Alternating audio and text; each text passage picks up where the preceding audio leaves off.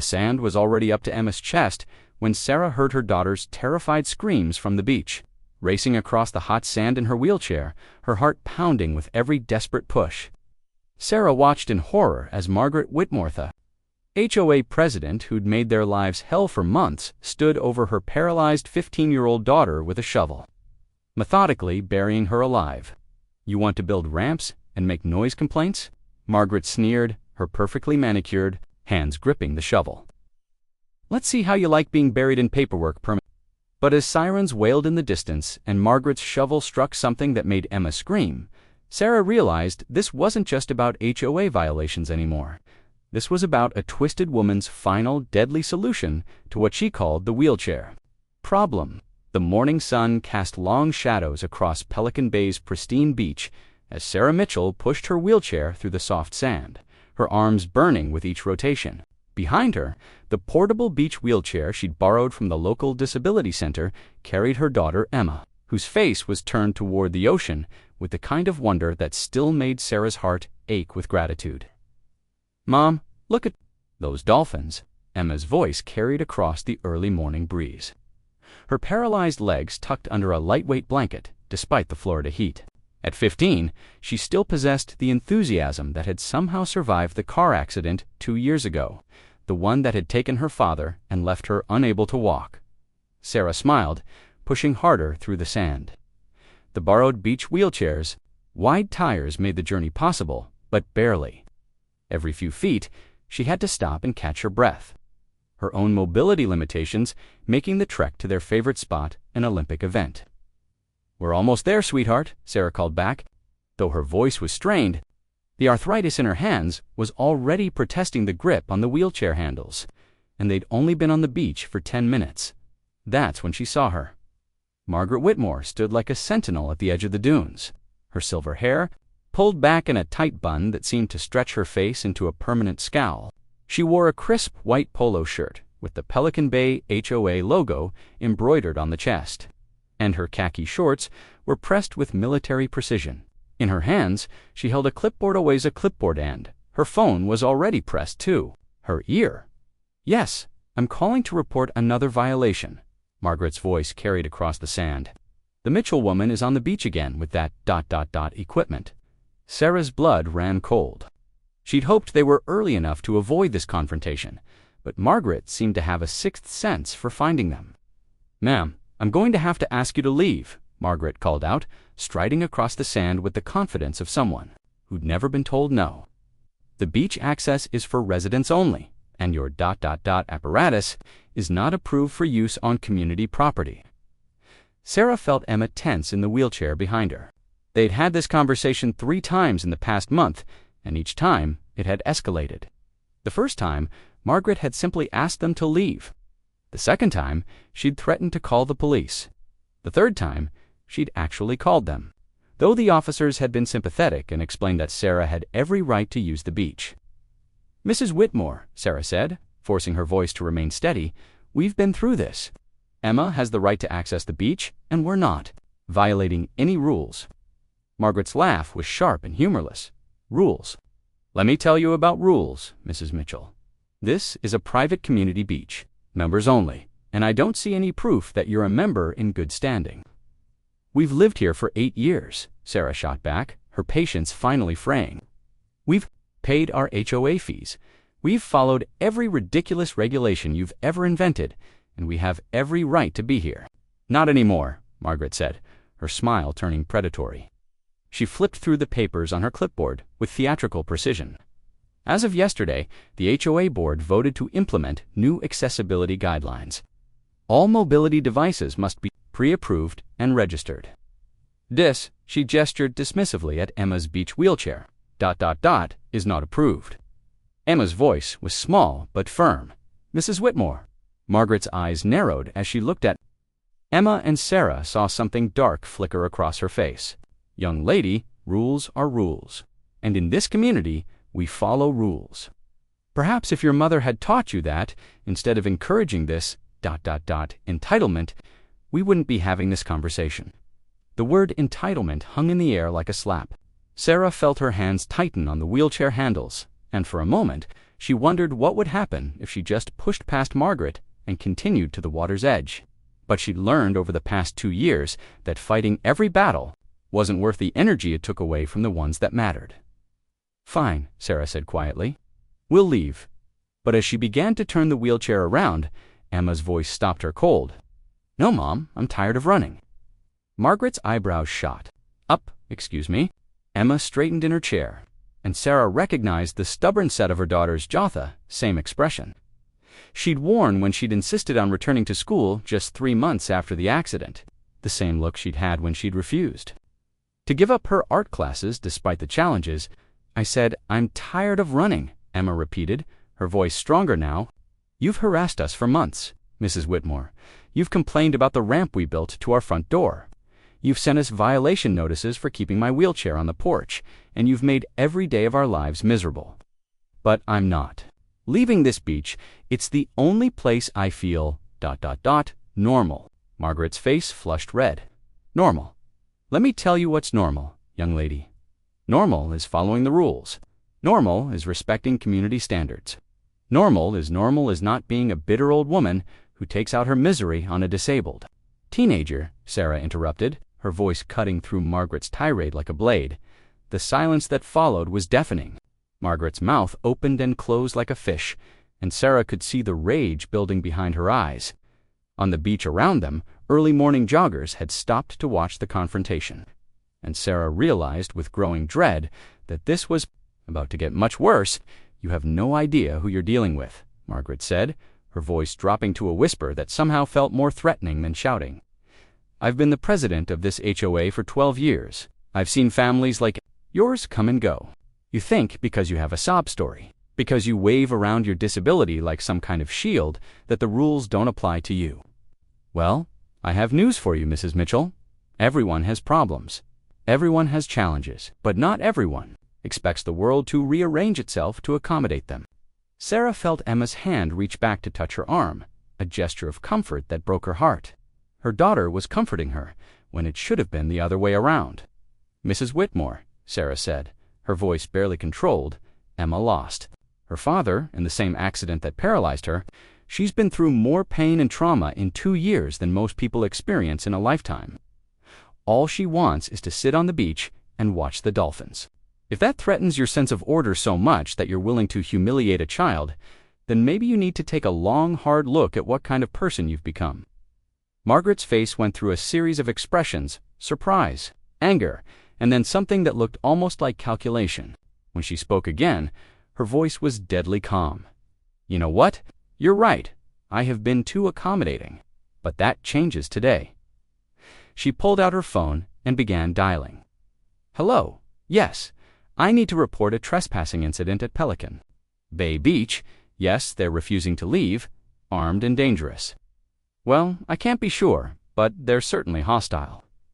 Sarah's heart began to race. "Mrs. Whitmore, you can't, I can, and I will," Margaret interrupted, still speaking into the phone. "Yes, there's a disabled individual involved. No, I don't think they're competent to understand the situation. Yes, I'll wait for the officers." Next few minutes passed in a blur of escalating tension. Margaret planted herself between them and the beach access, her clipboard clutched like a weapon. Other residents began to gather, some looking concerned, others seeming to enjoy the drama. Sarah felt Emma's anxiety radiating from the wheelchair behind her, and she made a decision that would change everything. "Emma, hold on tight," she said softly, before Margaret could react. Sarah pushed the wheelchair around her, using a burst of adrenaline to power through the soft sand toward the water's edge. Behind them, Margaret's voice rose to a shriek. "They're fleeing. They're fleeing the scene." Sarah knew they had maybe 10 minutes before the police arrived, and she was determined to give Emma those 10 minutes of peace. They reached the hard-packed sand near the water, and Sarah positioned the wheelchair so Emma could see the dolphins playing in the surf. "Thank you, Mom," Emma whispered, tears streaming down her face. Sarah knelt beside the wheelchair, taking her daughter's hand. "I'm sorry, sweetheart. I'm sorry it has to be like this. It's not your fault," Emma said. "She's just ... broken somehow." They sat in comfortable silence for a moment, watching the dolphins dance in the waves. Sarah wished she could freeze this moment capture it before the inevitable confrontation with the police, before the next escalation. 3 days later, Sarah sat in the sterile waiting room of the Pelican Bay police station, her shoulder still aching from Margaret's assault. The bruises on her arm had turned a sickly yellow-green, and every movement sent sharp reminders of how close they'd come to losing everything. Detective Maria Santos emerged from the interrogation room, her expression grim. She was a woman in her 40s with tired eyes and the kind of weathered face that spoke of, too. Many years dealing with humanity's worst impulses, Mrs. Mitchell, Detective Santos said, settling into the chair across from Sarah. I need to ask you some questions about Margaret Whitmore's history with your family. Sarah shifted uncomfortably. I thought she was being charged with attempted murder. Isn't that enough? She's been charged. Yes, but there's more to this story. Detective Santos opened a thick file folder. We've been going through Mrs. Whitmore's records, and frankly, what we've found is disturbing. Tell me, have you noticed anything unusual about other families in your neighborhood, particularly families with special circumstances? Sarah's blood ran cold. What do you mean? The Henderson family moved out last month. They had a son with autism who needed behavioral therapy. Before that, the Garcias left. They had an elderly grandfather living with them who used a walker. The Patels moved away in January. Their daughter had cerebral palsy. The implications hit Sarah like a physical blow. You think Margaret drove them away? I think Margaret Whitmore has been systematically targeting families she considers undesirable for years. And I think your family was just the latest in a long line of victims. Detective Santos pulled out a photograph.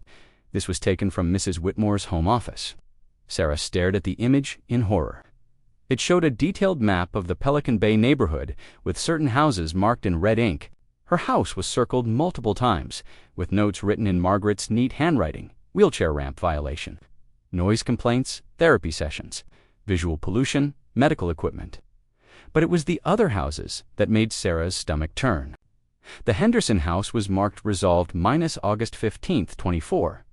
The Garcia house resolved the 3rd of December 24. The Patel house resolved January 20th, 25. Resolved, Sarah whispered. We're still investigating what that means, Detective Santos said, but we have reason to believe Mrs. Whitmore wasn't working alone. Before Sarah could respond, her phone buzzed with a text message. The number was blocked, but the message made her blood freeze. Your daughter looked so peaceful under all that sand. Next time, I won't be interrupted. A friend, Detective Santos, saw Sarah's face go pale. What is it? Sarah showed her the message, and the detective's expression darkened. Mrs. Mitchell, I need you to listen to me very carefully. Margaret Whitmore is in custody, but she's been making phone calls. A lot of them. We think she's coordinating with other HOA members who share her philosophy. What kind of philosophy? The kind that sees families like yours as a threat to property values and community standards. The kind that believes the ends justify the means. Detective Santos leaned forward. Mrs. Mitchell, I think you and Emma are still in danger. Sarah's phone buzzed again. This time, it was a photo message. The image showed Emma's bedroom window, taken from outside their house. The timestamp showed it had been taken just 20 minutes ago. Oh, God, Sarah breathed. Emma's home alone. I told her I'd be back by 3. Detective Santos was already reaching for her radio. Units 21247 Pelican Drive, possible prowler. Victim is a disabled minor. Consider priority 1. Sarah stood up, her injured shoulder protesting. I need to get home now. Mrs. Mitchell, wait. But Sarah was already heading for the door. She could hear Detective Santos calling for backup as she ran through the station, her heart pounding with each step. Emma was alone, helpless, and someone was watching their house. The drive from the police station to their neighborhood usually took 15 minutes. Sarah made it in 8, running red lights and taking corners at dangerous speeds. As she turned onto Pelican Drive, she saw something that made her slam on the brakes. 3 police cars were parked in front of her house, their lights flashing. An ambulance sat in the driveway, and she could see paramedics wheeling a stretcher toward the front door. No, no, no, Sarah whispered, abandoning her car in the middle of the street and running toward the house. Officer Jenkins, who had been at the beach 3 days ago, caught her before she could reach the front door. Mrs. Mitchell, slow down. Emma's okay. Sarah sagged with relief, but the officer's expression remained serious. "However, we did find an intruder in your backyard. He's been taken into custody." "Who was it?" "Robert Thornfield. He's on the HOA board with Margaret Whitmore. We found him trying to disable the wheelchair ramp to your back door. He had a crowbar and what appears to be homemade cement mix." Sarah felt sick. He was going to seal the ramp. "That's what it looks like. Mrs. Mitchell, there's something else. We found this in his car." Officer Jenkins handed her a printed email. The sender was listed as Whitmore at Pelicomby.org, and it was dated yesterday, the day after Margaret's arrest. Phase 2 is a go. Target the access points first. Make sure the girl can't get out easily. Remember, accidents happen to families who don't follow community standards. The neighborhood association will back us up. Property values must be protected at all costs. Sarah's hands shook as she read the message. "She's coordinating this from jail. We're looking into it. But Mrs. Mitchell, I need you to understand something. This isn't just about one unhinged woman anymore. We think there's a network of people who've been supporting Margaret's actions." Emma appeared in the doorway, her wheelchair maneuvering carefully around the paramedics. "Mom, what's happening?" Sarah rushed to her daughter, kneeling beside the wheelchair and wrapping her in a fierce hug. "Are you okay, sweetheart? Did anyone hurt you?" "I'm fine, but Mom, something weird happened. Mrs. Chen from across the street came over about an hour ago. She said she needed to talk to me about community safety and asked if I'd be willing to move to a more appropriate living situation." Sarah felt her anger rising. "What did you tell her?" "I told her to go away. But Mom, she said something that scared me. She said that the neighborhood association had voted and that families like ours were no longer welcome in Pelican Bay." Officer Jenkins stepped forward. "Mrs. Chen is also on the HOA board. We're going to need to bring her in for questioning." Sarah's phone rang. The caller ID showed her neighbor's number, Janet Walsh, a woman she'd considered a friend. Sarah answered hesitantly. "Sarah, thank God you answered." Janet's voice was shaky, fearful. "I need to warn you about something. There's a meeting happening tonight at the community center. They're calling it an emergency session about undesirable elements in the neighborhood." "Undesirable elements?" "They mean you and Emma and any other family that doesn't fit their idea of perfect." "Sarah, they're talking about taking a vote to force you out. They think if they can make your life miserable enough, you'll leave voluntarily." Sarah felt the world spinning around her. "Janet, how do you know this?" "Because they asked me to vote with them. They said it was about protecting property values, about maintaining the character of the neighborhood." "Sarah, I'm scared. I voted against them, but I was the only one. They're organized, and they're angry, and they think Margaret was doing the right thing." Officer Jenkins was listening to the conversation, and Sarah could see him making notes. When she hung up, he was already reaching for his radio. "We need units at the Pelican Bay Community Center tonight. And Mrs. Mitchell, I think you and Emma need to consider staying somewhere else for a while." "Running away won't solve this," Sarah said firmly. "These people have been terrorizing families for years. If we leave, they'll just find their next target." "Mrs. Mitchell, I understand your frustration, but no, you don't understand." Sarah stood up, her voice gaining strength.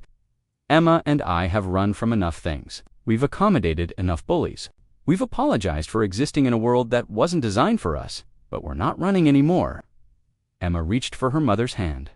"Mom, what are you saying?" Sarah looked at her daughter, seeing the fear and hope warring in her eyes. "I'm saying we're going to that meeting tonight, and we're going to face these people head on." Officer Jenkins shook his head. "Mrs. Mitchell, that's not safe. These people have already shown they're willing to resort to violence." "Then arrest them," Sarah said simply. "You have evidence of harassment, assault, attempted murder, and conspiracy. What you don't have is justice. And until these people face real consequences for their actions, Emma and I will never be safe." As if to emphasize her point, Sarah's phone buzzed with another message. This time, it was from a number she recognized, her next-door neighbor, Tom Bradley. "Sarah, I'm sorry about everything that's happened, but maybe it's time to consider what's best for Emma. There are other neighborhoods, other places where you might be happier. The community center vote is just a formality. The decision has already been made." Sarah showed the message to Officer Jenkins, who cursed under his breath. "That's intimidation. I can arrest him for that." "Do it," Sarah said, "and anyone else who thinks they can threaten my family." But even as she spoke, Sarah knew the situation was spiraling bay.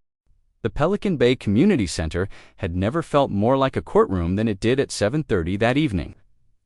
Sarah pushed Emma's wheelchair through the double doors, and the conversations that had been buzzing throughout the packed room fell into an uncomfortable silence. Every eye in the place turned toward them, and Sarah could feel the weight of their collective judgment. The community center's main hall could hold about 200 people, and tonight it was standing room only. Sarah recognized most of the faces neighbors she'd waved to for years, people whose children had played with Emma before the accident, families she'd shared barbecues and block parties with. Now they looked at her and Emma like they were contagious. "Mom," Emma whispered, her voice barely audible, "maybe we should go." Sarah squeezed her daughter's shoulder. "We belong here as much as anyone else." At the front of the room, a makeshift podium had been set up. Behind it sat the 5 remaining members of the HOA board, looking like judges at a tribunal. Sarah recognized them all. Patricia Hendricks, the treasurer, with her perpetual frown. Dr. William Morse, the retired physician who'd always seemed so kind. Linda Vasquez, the secretary who'd helped organize the neighborhood's charity drives. Thomas Bradley, her next-door neighbor, who'd sent the threatening text. And at the center, acting as interim president, was David Whitmore, Margaret's husband. Sarah's blood ran cold. She'd forgotten that Margaret's husband was also on the board. David was a tall, thin man with nervous energy and darting eyes who'd always seemed overshadowed by his wife's forceful personality. Now, sitting in the president's chair, he looked like a man who'd finally found his moment to step out of the shadows. "Thank you all for coming tonight," David said, his voice carrying across the room through a small microphone. "As you know, we're here to address some serious concerns about the direction of our community." Sarah maneuvered Emma's wheelchair toward the front of the room, but Tom Bradley stood up from the board table and pointed at them. "I think it would be more appropriate if they sat in the back," he said. "This discussion concerns them, but it's really about what's best for the rest of Oz." A murmur of agreement rippled through the crowd. Sarah felt her face burn with embarrassment and anger, but she continued pushing Emma toward the front. "Actually," Sarah said, her voice carrying clearly through the room, "I think we'll sit wherever we want. We're residents here, and we have as much right to participate in this meeting as anyone else." Dr. Morse leaned forward. "Mrs. Mitchell, perhaps it would be best if you let us handle this matter without interference." "Interference?" Sarah's voice rose. "You mean without the people you're targeting having a voice in their own persecution?" The word persecution hung in the air like a thrown gauntlet. Patricia Hendricks shuffled through her papers and cleared her throat. "Let's keep this civil, shall we? The purpose of tonight's meeting is to address the impact that certain lifestyle choices have had on our community's property values and overall quality of life." Sarah couldn't believe what she was hearing. Lifestyle choices. "My daughter's disability isn't a lifestyle choice, Mrs. Hendricks. It's the result of a car accident that killed her father." "That's very unfortunate," Linda Vasquez said, her voice dripping with false sympathy. "But the fact remains that your family's ... needs have created numerous violations of our community standards. The wheelchair ramp, the medical equipment, the noise from therapy sessions." "The noise from therapy sessions," Emma spoke up, her voice shaking but determined. "You mean the sound of me trying to learn to live again?" David Whitmore raised his hand for silence. "Let's focus on the facts. Since the Mitchell family moved in, we've received 47 formal complaints about various violations. Property values on Pelican Drive have dropped by an average of 8%. 3 families have moved away, citing quality of life concerns." Sarah stood up from behind Emma's wheelchair. "Those families moved away because your wife terrorized them, just like she tried to terrorize us. Just like you're all trying to terrorize us now." "My wife," David said, his voice hardening, "was trying to protect this community from people who refuse to follow the rules. And while I don't condone her extreme methods, understand her frustration."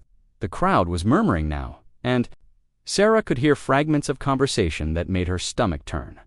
"Property values, ... double quotes, special accommodations, ... Not our problem, ... Doctor." Morse stood up. "I think we need to be clear about what we're proposing. We're not asking the Mitchell family to leave. We're simply asking them to consider whether this community is the right fit for their unique circumstances. You're asking us to leave because my daughter is disabled, Sarah said bluntly. Let's stop pretending this is about anything else. That's not Patricia Hendricks began. It's exactly what this is about, Sarah interrupted. You've systematically driven out every family that doesn't fit your narrow definition of normal.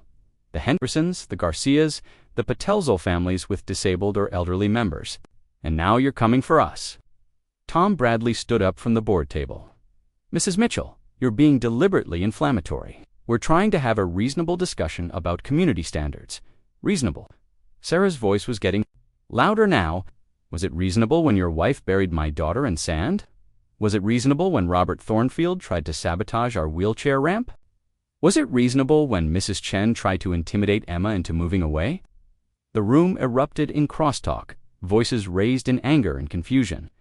Some people were shouting in support of the board, others were expressing shock at what they were hearing. Sarah realized that not everyone in the room knew the full extent of what had been happening. David Whitmore pounded a gavel on the table. Order! Order, Mrs. Mitchell! You're out of line. I'm out of line. Sarah felt 2 years of frustration and fear boiling over. Your wife tried to murder my daughter, and I'm out of line. That's enough. Dr. Morse stood up, his face red with anger. Margaret Whitmore's actions were the result of a mental health crisis. They don't reflect the values of this community, don't they? Sarah pulled out her phone and began reading from the emails. Detective Santos had shown her. Phase 2 is a go. Target the access points first. Make sure the girl can't get out easily. Remember, accidents happen to families who don't follow community standards. The room fell silent. Sarah looked up at the board members, seeing panic in their eyes. Your wife wrote that email from jail, Sarah continued, staring at David. She's been coordinating attacks on my family with the help of this board. So don't tell me this is about one woman's mental health crisis. This is about a systematic campaign to drive out families you consider undesirable. Emma raised her hand, and the room quieted. Can I say something? David Whitmore looked uncomfortable. I don't think let her speak, called out a voice. From the back of the room, Sarah turned to see Janet Walsh standing up. Let the girl speak for herself. Emma took a deep breath. 2 years ago, I was in a car accident. My dad died, and I was paralyzed from the waist down. I spent 8 months in the hospital, learning how to do things I used to take for granted, learning how to brush my teeth, how to get dressed, how to transfer from my bed to my wheelchair. The room was completely silent now. Emma's voice was steady, but Sarah could see her hands shaking. When I came home, I was so grateful to be alive. I was grateful to be back in my neighborhood, around people I'd known my whole life. I thought people would be happy to see me. Instead, I found out that my wheelchair ramp was a violation, that my physical therapy sessions were noise complaints, that my very existence was somehow a threat to everyone else's happiness. Emma paused, wiping tears from her eyes. Used to dream about walking again, but now I dream about living in a place where I don't have to apologize for being disabled, where I don't have to hide inside my house because my wheelchair makes people uncomfortable, where I can go to the beach without someone trying to bury me alive. The silence that followed was deafening. Sarah could see people in the audience, shifting uncomfortably, and she realized that Emma's words were having an impact that all her anger couldn't achieve. Patricia Hendricks cleared her throat. Emma, dear, nobody wants to hurt you. We just think that perhaps a different neighborhood, one with better accessibility features, might be more suitable for your needs. Emma's voice was quiet but firm. Mrs. Hendricks, I don't need a different neighborhood. I need neighbors who see me as a person instead of a problem to be solved. Dr. Morse leaned forward. Emma, you have to understand that this community has certain standards that don't include disabled people. Emma interrupted. Standards that say families like mine don't belong here. Standards that say it's okay to harass us and threaten us and try to force us out as long as you call it maintaining property values. David Whitmore was looking increasingly uncomfortable. Look, this has gotten out of hand. Maybe we should table this discussion. No, Sarah said firmly. We're going to finish this right here, right now. You wanted to put us on trial. Fine, but you're going to hear everything. She turned to face the crowd. How many of you knew that Margaret Whitmore was keeping a list of families she considered undesirable? How many of you knew 2 weeks after the arrests, Sarah thought they might finally have peace? The remaining HOA board members had publicly apologized. Margaret and her co-conspirators were awaiting trial, and the neighborhood had settled into an uneasy calm. Emma was even talking about returning to school in the fall, something that had seemed impossible just a month ago. That illusion of safety shattered at 3:17 a.m. on a Tuesday morning when Sarah's phone rang. Mrs. Mitchell, the voice was unfamiliar, male, and spoke in hushed tones. "This is Officer Rodriguez with the County Sheriff's Department. I'm calling about Margaret Whitmore." Sarah sat up in bed, her heart already racing. "What about her?" "Ma'am, she escaped from custody approximately 4 hours ago. We have reason to believe she may be heading in your direction." The words hit Sarah like a physical blow. Escaped? How does someone escape from jail? She was being transported to a medical facility for a psychiatric evaluation. The transport van was involved in what appeared to be an accident, but we now believe it was staged. 2 guards are in critical condition, and Mrs. Whitmore is gone. Sarah was already out of bed, moving toward Emma's room. "Officer, you need to send someone here immediately." "My daughter, ma'am, we have eunuchs en route to your location." "But Mrs. Mitchell, there's something else." "We found a manifesto in her cell. 47 pages of detailed plans for what she calls the final solution to the accommodation problem. It's disturbing." Sarah pushed open Emma's bedroom door and felt her world collapse. The window was open, the screen cut neatly from the outside. Emma's bed was empty, the covers thrown back as if she'd been dragged from her sleep. "She's gone," Sarah whispered into the phone. "Emma's gone." "Ma'am, stay calm. We're going to find her. But I need you to listen carefully. Do not try to handle this yourself. Mrs. Whitmore is extremely dangerous, and she's not working alone." Sarah's phone buzzed with an incoming text. The message made her blood freeze. "The beach. 1 hour. This ends tonight." Attached was a photo of Emma, unconscious, tied to what looked like a concrete block in some kind of underground space. "Officer Rodriguez, she has my daughter. She wants me to meet her at the beach." "Mrs. Mitchell, do not go to that meeting. We'll handle this." "You don't understand," Sarah said, her voice breaking. "She'll kill Emma if I don't show up. She's already tried once." "Ma'am, we're tracking your phone." "We'll be there before." Sarah hung up and turned off her phone. She knew the police would try to stop her, would want to negotiate or plan some elaborate rescue operation. But Margaret had made it clear: come alone or Emma dies. Sarah grabbed her car keys and ran. The drive to Pelican Bay Beach felt like the longest 20 minutes of her life. Every shadow seemed to hide a threat. Every passing car could have been Margaret's accomplice. Sarah's hands shook on the steering wheel as she thought about the manifesto Officer Rodriguez had mentioned. 47 pages of plans for the accommodation problem. She pulled into the beach parking lot at exactly 4 a.m. The lot was empty except for a single black SUV parked near the dunes. Sarah approached it cautiously, but it appeared to be abandoned. The beach itself was eerily quiet, lit only by a sliver of moon and the distant glow of streetlights. Sarah made her way across the sand, following the path she and Emma had taken so many times before. In the distance, she could see a figure standing near the water's edge. Margaret Whitmore looked different than she had 2 weeks ago. Her usually perfect hair hung in strings around her face, and her clothes were rumpled and stained. But her eyes burned with a focused intensity that made Sarah's skin crawl. "You came," Margaret said as Sarah approached. "I wasn't sure you would." Most people are cowards when it really matters. "Where is she?" Sarah demanded. "Where's Emma?" Margaret smiled, and Sarah realized with growing horror that the woman had completely snapped. "She's safe, for now. Experiencing what I like to call accelerated accommodation. Learning what it's really like to be helpless." "Margaret, please. She's just a child. Whatever you want to prove, whatever point you want to make, use me. Let Emma go." "Oh, but that's where you're wrong, Sarah. Emma is the point.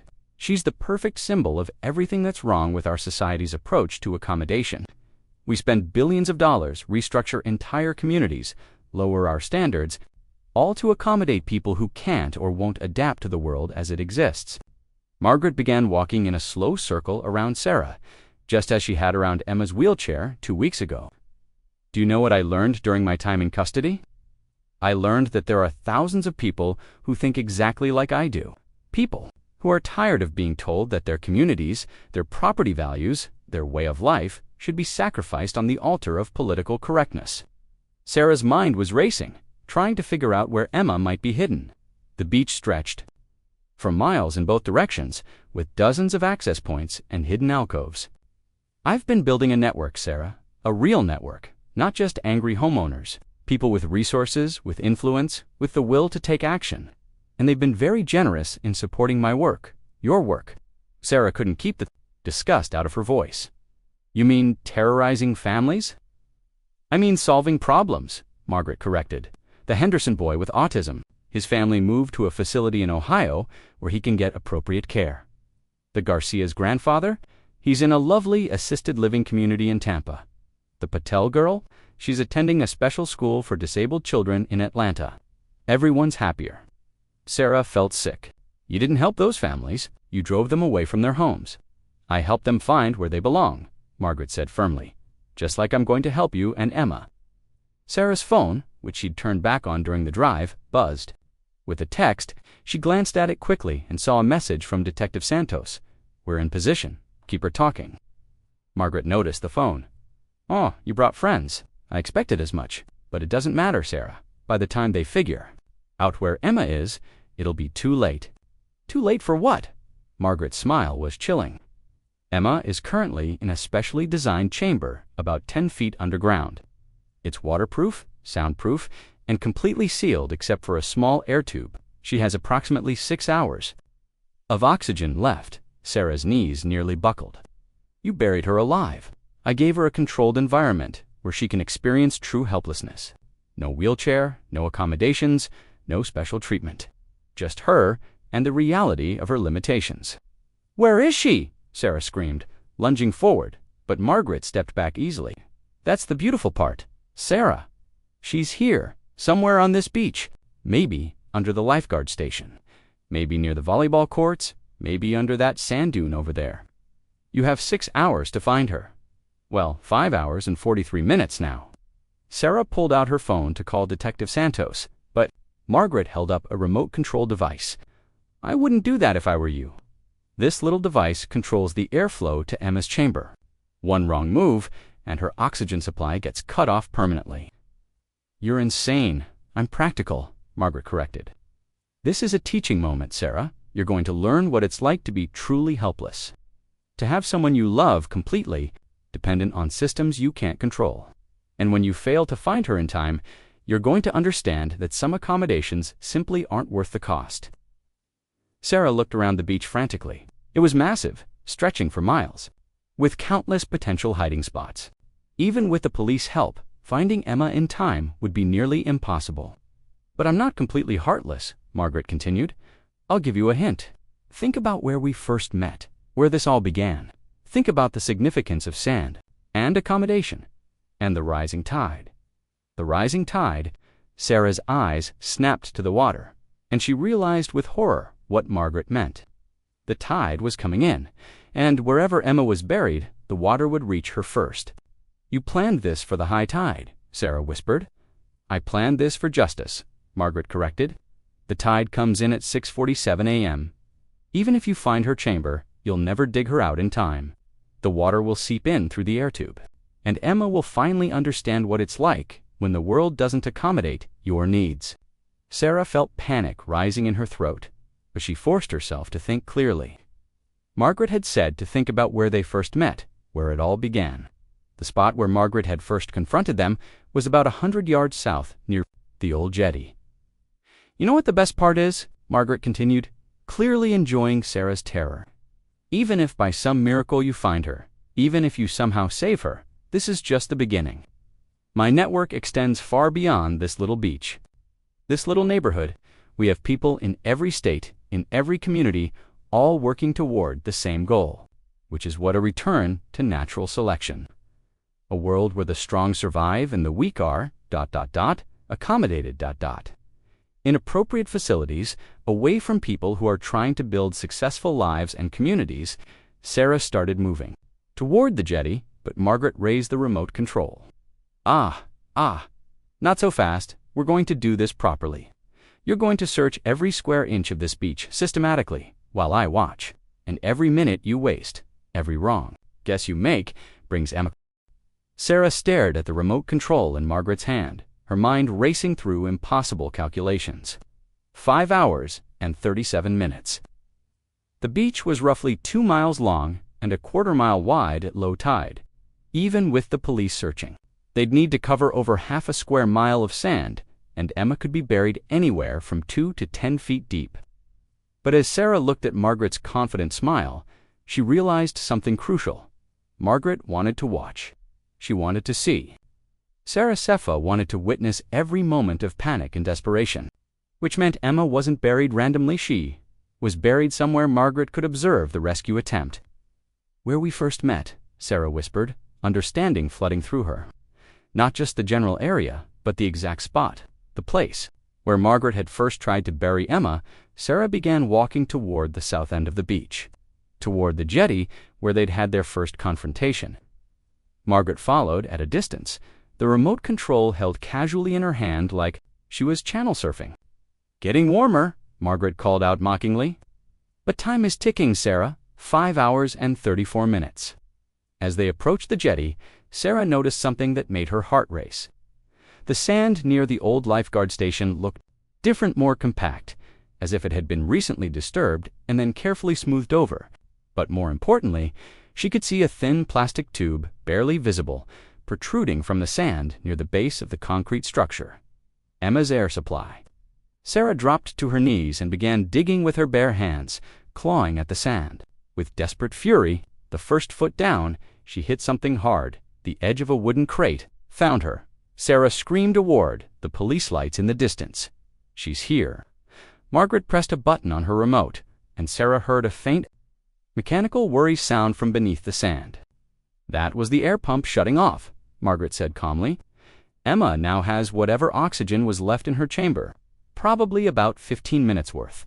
Sarah dug faster, her fingernails breaking against the wood, her hands becoming raw and bloody. The crate was larger than she'd expected, about the size of a coffin and buried at least 4 feet deep.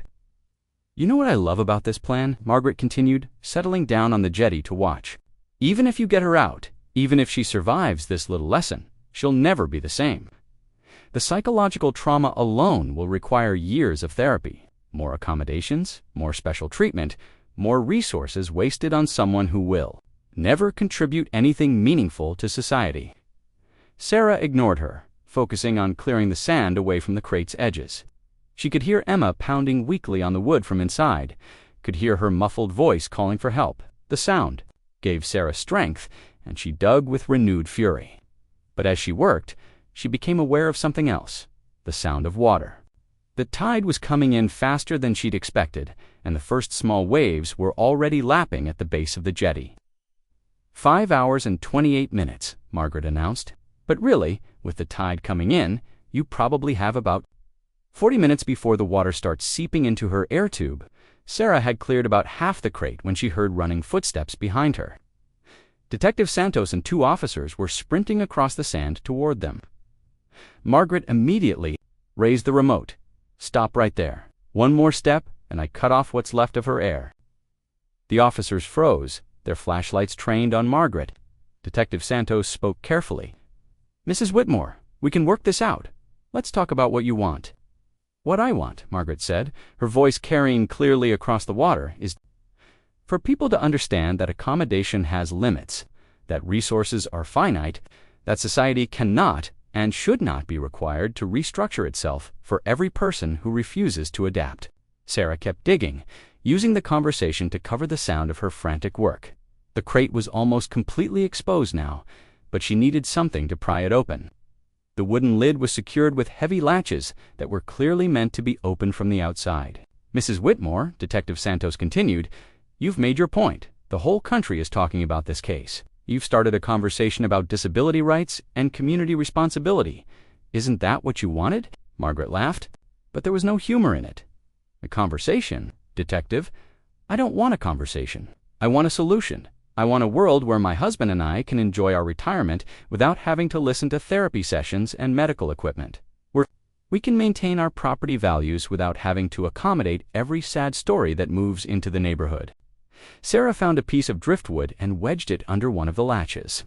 The wood was solid, but she managed to get some leverage. The latch gave way with a sharp crack, and she immediately moved to the second one. You know what the beautiful irony is, Margaret continued. In trying to save Emma, Sarah is proving my point. Look at the resources being wasted right now. Police officers, emergency personnel, all pulled away from protecting normal families to deal with this situation. How many actual crimes are going unsolved tonight because of the accommodation problem? The second latch broke free, and Sarah could hear Emma's voice more clearly now. Mom, is that you? I'm here, baby, Sarah called back, working on the third latch. I'm going to get you out. But as she worked, she realized with growing horror that the water was rising faster than she'd calculated. The waves were now washing around the base of the crate, and she could see water beginning to seep in through small gaps in the wood. Mom, there's water coming in. Emma's voice was panicked now. I can't move my legs, and the water is getting higher. Sarah broke the third latch and moved to the fourth, but her hands were shaking so badly she could barely grip the driftwood. The water was now several inches deep around the crate, and she could hear it gurgling as it found its way inside. For hours and 57 minutes, Margaret announced, cheerfully. But who's counting? Detective Santos took a step forward. Mrs. Whitmore, the water is rising. Even if you get what you want, even if you prove your point, an innocent girl is going to drown. Innocent. Margaret's voice rose to a shriek. She's not innocent. She's the symbol of everything that's wrong with our accommodating society. She's the reason property values drop. She's the reason communities get destroyed. Margaret's tirade was cut short by the sound of the fourth latch breaking. Sarah threw open the crate lid and saw Emma inside, strapped to what looked like a medical gurney, her legs secured with zip ties. Water was already pooling around her feet. Emma, Sarah reached down and began cutting the zip ties with a piece of broken metal she found in the crate. Hold on, sweetheart, I'm getting you out. But as Sarah worked to free Emma, she realized they had an even bigger problem. The crate was filling with water faster than she could bail it out, and Emma couldn't use her legs to help lift herself up. Sarah was going to have to deadlift her daughter's full body weight while standing in rising water. Mom, I can't feel anything below my waist, Emma said, her voice tight with panic, and I think there's something wrong with my arms. They gave me some kind of injection. Sarah's blood ran cold.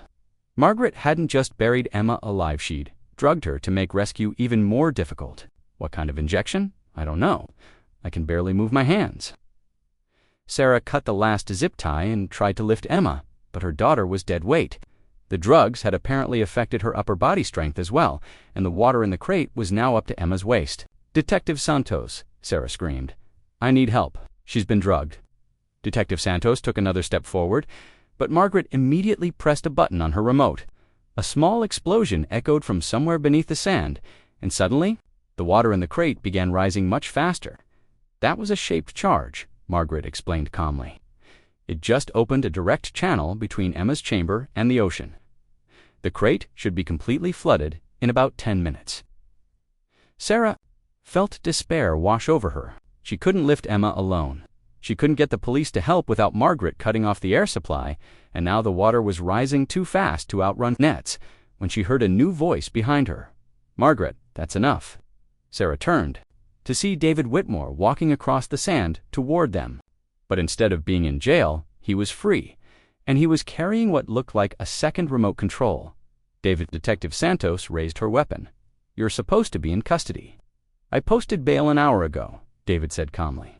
Turns out, my wife's network has very good lawyers and very deep pockets. Margaret's face lit up with joy.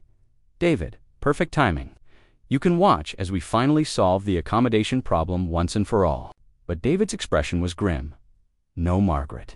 I can't watch this anymore. Sarah saw something she never expected to see. Doubt flickering across Margaret's face. What are you talking about? This is everything we've worked for. This is madness, David said quietly. Margaret, I supported your efforts to maintain community standards. I agreed that some families were ...